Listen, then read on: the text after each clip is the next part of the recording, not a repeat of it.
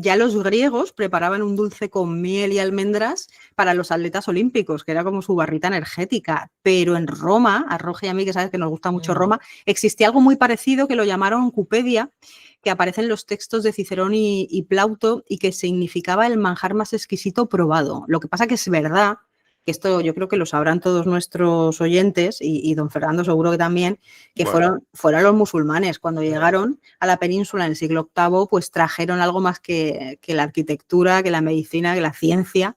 Trajeron la miel, la almendra y sobre todo una forma diferente de hacerlo. Trajeron lo que se conocía como turún. Turún, terminado en ed y escrito con una sola R, que es el antepasado directo de lo que es el turrón. Eso dicen. Luego hay otros que había, por el 1600 hubo un señor que se llamaba Sebastián de Covarrubias que dijo que no, que esto es una invención de los árabes, que el turrón venía de una palabra castellana que significa tostado. Pero no es verdad. Quédense ustedes con la historia, que esto es una receta árabe que vino pues de África, vino de allí. Lo que pasa es que ya se quedó, y se quedó sobre todo en Alicante porque aquí teníamos la almendra marcona, teníamos una miel estupenda. Y bueno, fue un poco el lugar donde mejor supieron tratar ya os digo que era un manjar exquisito. Fijaros si era exquisito que en el siglo XVI el turrón adquirió fama en lo que era toda la península, porque Carlos primero de España y quinto de Alemania, lo metió en su corte, lo metió en la corte, y ya era un producto súper apreciado en la corona de Aragón y en el reino de Valencia, pero los nobles y los burgueses lo tenían como algo pues muy elitista, muy selecto, porque la verdad es que barato no era. Fijaros el tema, lo complicado que estaba, que en el siglo XVII los confiteros valencianos, no los alicantinos, los valencianos trabajaban este turrón o esta receta, pero la hacían con azúcar. Y denunciaron a los turroneros alicantinos en el siglo XVII porque aquí usábamos miel, que es la receta tradicional, ¿no? Y entonces, pues bueno, se metieron en un pleito y al final, pues no sé cómo, bueno, sí, quedó que ganaron un poco los valencianos, pero a nosotros se mantuvo que la receta original era la nuestra. En Alicante, no sé si sabéis este dato, Roge, que te va a dejar, yo creo que Roge sí lo sabe, pero algunos de nuestros oyentes, pues a lo mejor desconocen que las autoridades locales en Alicante, sobre el 1500, pagaban a los empleados municipales con turrones y con pan de higo. Y ese era el aguinaldo que recibían en Navidad, porque era como algo muy selecto. Pero además es que les daban muchísimo, les daban en concreto una arroba de turrón que vais a alucinar, que era como 11 kilos. Esto, 11 kilos, una locura. Claro, ¿qué pasa? Así acabarían de gorditos, y después colesterol y todas estas cosas, ¿no? Lo que pasa es que lo utilizaban también como intercambio monetario, ¿no? Entonces, pues supongo que pagarían con eso. El problema es que esta costumbre fue creciendo y creciendo y creciendo hasta que los ayuntamientos se vieron desbordados en gasto porque tenían que pagar mucho turrón para pagar a su gente. Felipe II, estamos hablando de 1595, sabéis que Felipe II además era un obseso de las finanzas, cosa que está muy bien para ser un gobernante. Y este hombre emitió de hecho una orden limitando el gasto de turrón en los municipios y dijo, de hecho ha quedado su escrito donde dijo que esta orden la justificaba el propio rey porque el excesivo dispendio en golosinas y confituras no era propio para una administración responsable. Fijaros que me pareció muy triste, pero qué triste, ¿no? Es decir, es que así al final, cuando te pintan a Felipe II vestido de luto y triste y tal, es que no te extraña, se comía poco turrón, yo creo. Poco dulce, sí. Comía poco dulce, bueno, lo que pasa es que sí que sabemos que le gustaba mucho porque su cocinero, bueno, su repostero, su maestro repostero, fue el que unió para siempre el turrón con la celebración de la Navidad. Así que esta Navidad, cuando estéis comiendo turrón, deberéis acordaros todos del pastelero de Felipe II. O sea, que Felipe II el país pastelero fue el que dijo, en Navidad el postre es el turrón. El postre oficial, o sea, es decir, lo hizo oficial. Ya estaba, porque ya era algo muy típico, ya os digo, venía de su padre, de Carlos V, de Carlos I, pero él lo institucionalizó, por así decirlo, sí. Lo institucionalizó en España, en Alicante ya se pagaba con turrón en Navidad el aguinaldo. ¿Y por qué esa relación de Xixona en concreto con el turrón? Pues muchos dicen que es por la zona geográfica. Yo creo que Roge sabe más de este tema, ¿no? Porque al final allí es donde hay mucha almendra marcona y bueno, pues geográficamente se nos quedó allí hace 1.000 millones, o sea, 1.000 millones no, pero 1.000 años, sí. ¿Es así, Roge? La presencia musulmana en Gijón, en Xixona, es bueno, todavía se puede apreciar, no solamente por el callejero, sino por el castillo, la ruina del castillo de época almohade.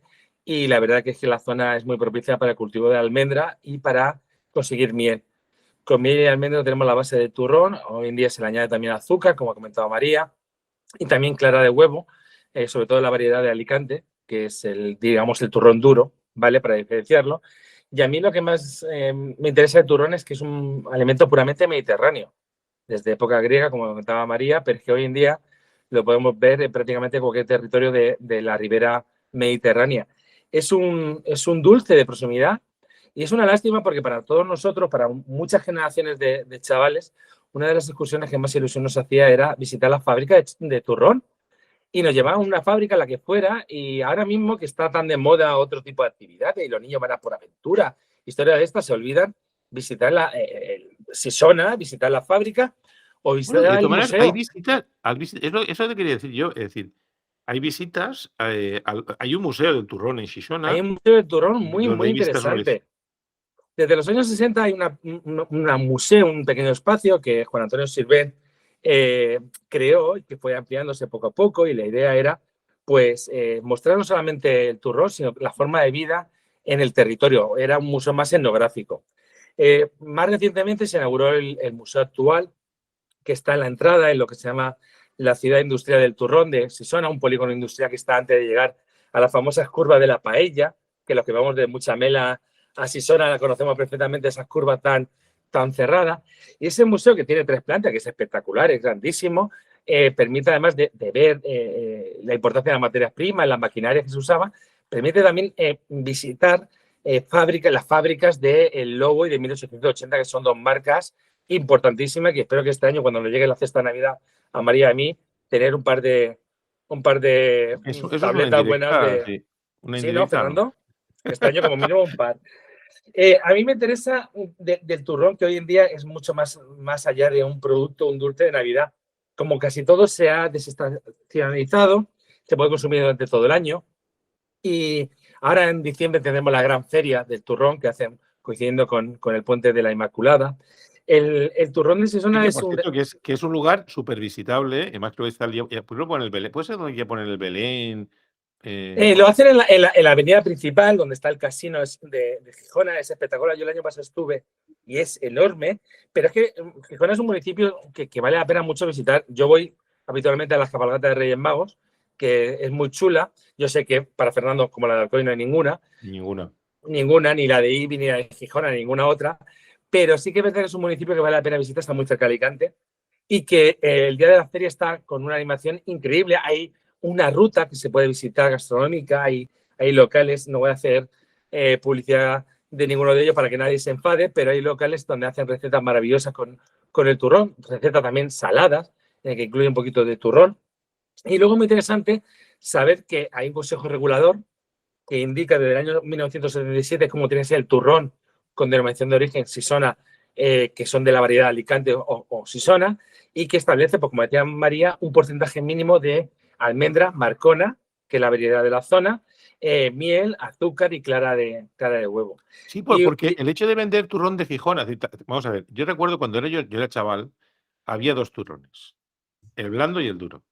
¿Sí o no es así o no es así? sí, la Sí. diferencia fundamental es la oblea, no la oblea exactamente, sino es el tipo de textura y cómo se utiliza la clara de huevo para obtener esa pequeña capa que tenemos por arriba y por abajo, y que hace que sea mucho más dura que el de Gijona, que es el blandito, ¿no?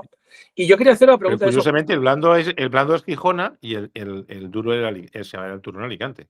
Sí, porque Y creo que ha habido mucho esfuerzo por conseguir esa denominación de origen, porque muchas marcas vendían turrón de Gijona y lo hacían en Toledo. sí, por eso es muy importante el tema de los ingredientes, ¿eh? Sí, yo he visitado un supermercado con personas de otros lugares que iban a comprar turrón a un precio irrisorio, pero claro, es porque está hecho de cacahuete, no está hecho de almendra. Ojo, atención, ¿eh? Ojo, atención. Y a mí, claro, sobre el tema del turrón siempre está el debate de cuál es el que más nos gusta. No sé, a María o a Fernando, cuál es su A favorito. mí el turrón de Gijona, y a ser posible bueno, sin duda. El Yo otro me lo soy como, ¿eh? Gijona también y además mi helado preferido es el de Gijona y también me gusta mucho el turrón de chocolate con almendras.